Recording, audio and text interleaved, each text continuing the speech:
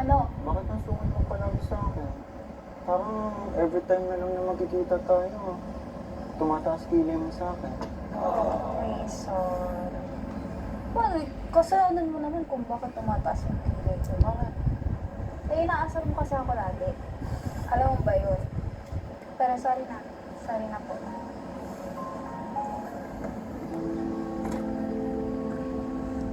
Ano na naman?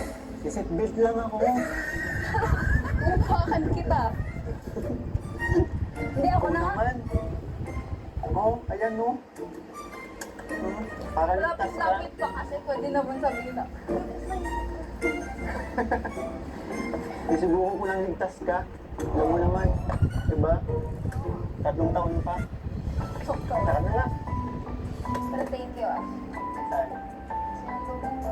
Sa mga Nakaraan. Saan man sa rin natin? Alam mo kung nababash kasi ako. Kasi ang sungit ko daw sa'yo. Sorry ah. Wala eh. Ganun kasi talaga ako.